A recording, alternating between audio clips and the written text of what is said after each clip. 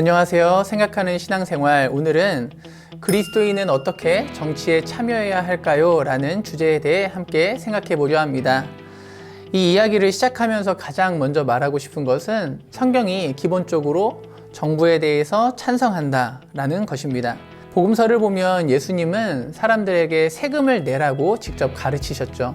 또 이후에 서신서를 보면 사도 바울이나 베드로 같은 사람들은 권력에 복종해라, 그리고 로마 정부를 향해 복종해야 한다고 명령을 하였습니다. 당시에 로마가 기독교에 적대적이었고 또 잘못된 부분이 있었음에도 불구하고 하나님은 그렇게 말씀하신 것입니다. 왜냐하면 하나님은 교회의 주인이실 뿐만 아니라 이 세상 모든 부분에서 주인이 되시기 때문입니다. 그래서 아브라함 카이퍼라는 학자는요, 이런 원리를 영역주권이라는 개념으로 정리해서 말해주기도 했어요. 정치에 한계도 있고요, 잘못된 부분도 있지만 그 모든 것은 하나님의 것이라는 뜻입니다. 그렇다면 우리 그리스도인은 어떻게 정치를 대해야 할까요? 저는 무엇보다 가치의 우선순위를 바르게 해야 한다라고 말씀드리고 싶습니다. 성경의 가치보다 어떤 정치의 이념이나 가치를 더 최우선으로 두어서는 안 된다는 뜻입니다. 저는 일반적으로 정치가 문제가 되는 주된 이유는 편을 가르기 때문이라는 생각이 들었습니다. 편을 가르는 게 정치의 본질은 아닌데요, 현실적으로 가장 많이 문제가 되죠. 이 편이냐 저 편이냐라는 것입니다. 좌냐 우냐, 빨강이냐 파랑이냐, 이 후보냐 저 후보냐, 이런 이분법적이고 자극적인 것들이 우리 현실 속에서는 늘 이슈가 됩니다. 그런데 재미있는 건 여호수아가 여리고 전쟁을 앞두고 있었을 때도 이와 비슷한 질문을 한 적이 있었어요. 정체 모를 어떤 이가 전쟁을 준비하고 있었던 여호수아에게 다가왔습니다. 그러자 여호수아가 물었어요. 우리를 위하느냐 적들을 위하느냐. 천사는 둘 다 아니라고 했죠. 나는 여호와의 군대 대장으로 왔다라고 이야기했습니다. 무슨 말인가요?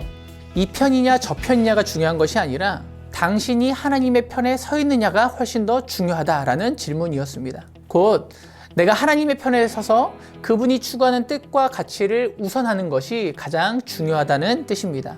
스카솔즈라는 목사님이 이와 관련해서 되게 재미있는 이야기를 해주셨어요. 우리는 정치적 입장은 같지만 신앙은 다른 사람들보다, 신앙은 같지만 정치적 입장이 다른 사람들과 함께하기를 즐거워해야 한다는 것입니다. 저는 이 말이 옳다고 생각을 합니다. 우리가 생각하는 가장 중요한 가치가 신앙이라면, 또 하나님이고 성경이라면 그 안에서 우리는 우리와 입장이 다른 사람들을 얼마든지 품을 수 있는 것이죠. 실제로 예수님의 제자들을 보면 그런 것을 우리가 발견할 수 있습니다. 예수님의 12제자 중에는 열심당이라고 하는 시몬과 세리 마태가 있었는데요. 이 열심당은 폭력을 써서라도 이스라엘을 어떻게든 독립하게 하려고 하는 그런 단체였고요. 또 세리는 뭐냐면 로마 정권 아래에서 로마 정권을 위해 동족에게 세금을 걷어서 바치는 일을 했습니다. 그러니까 이 두 사람이 예수님을 따르는 제자로서 서로 친구가 되었다는 것은 독립투사와 친일파가 예수님을 따르게 되어서 친구가 된 사건과 같다라고 할 수 있는 것이죠. 굉장히 충격적인 일입니다. 그런데 이것이 가능한 이유가 무엇일까요? 이 두 사람 모두 예수님을 따르는 게 가장 중요한 가치였기 때문입니다. 그리고 그분의 뜻이 우선되었기 때문에 그 안에서 우리 역시도 그것보다는 작은 나의 뜻이나 나의 생각이나 나의 경험에 매이지 않을 수 있게 된다는 것입니다. 하지만 우리가 이 주제를 다룰 때 주의할 점이 있는데요. 그것은 정치라는 주제 자체가 굉장히 조심스럽고 위험할 수 있는 주제라는 것입니다.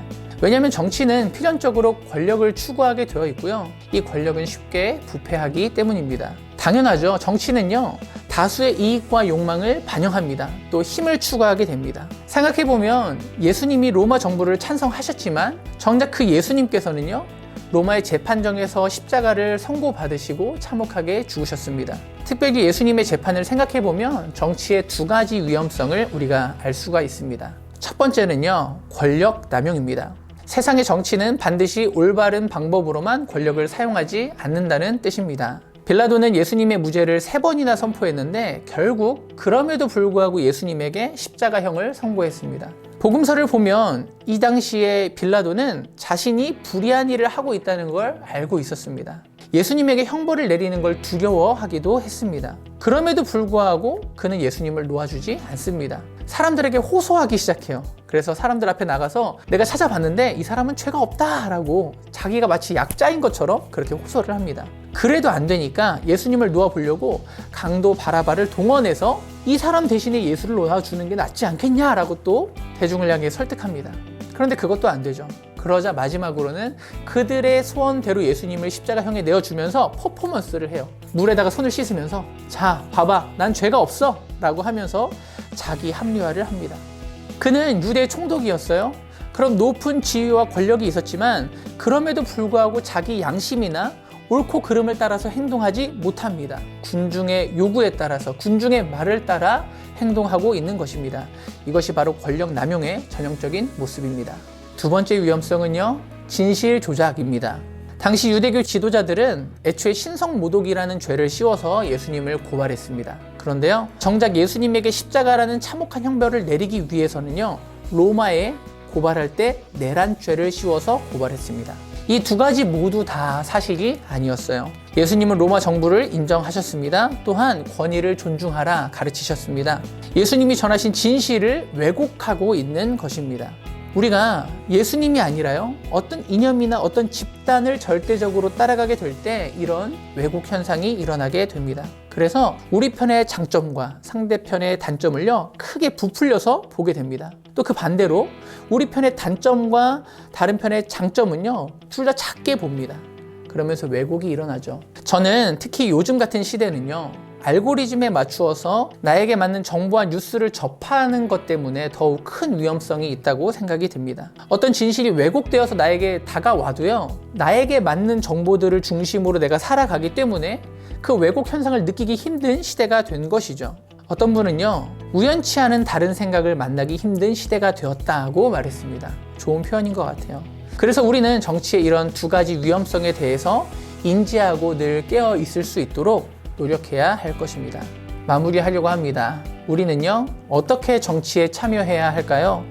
우리는 그리스도인으로서 정치에 참여해야 합니다. 정당이나 지도자의 이념이나 가치가 아니라 하나님과 성경과 신앙의 가치를 두고 그것을 중심으로 두고 정치에 참여해야 한다는 말입니다. 그렇게 될 때 우리는 모든 정당, 또 모든 정당 세력들이 맞는 동시에 틀리다는 것을 깨닫게 됩니다. 그제야 우리는 어떤 이념이나 정치나 사람을요, 절대시하지 않고 있는 그대로, 그것 안에 있는 옳고 그름을 있는 그대로 바라볼 수 있는 눈을 갖게 되는 것입니다.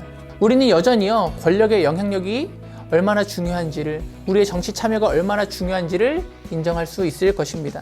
그러나 동시에 여전히 모든 역사와 주권이 하나님의 손에 있다는 것을 인정하게 될 것입니다.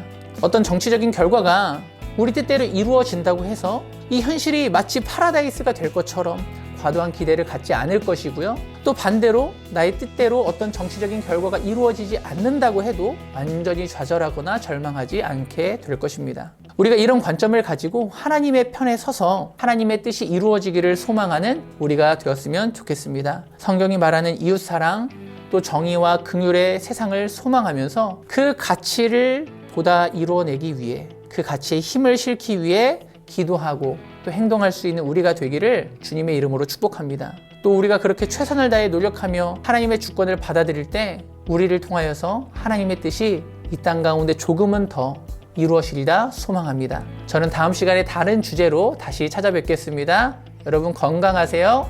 안녕히 계세요.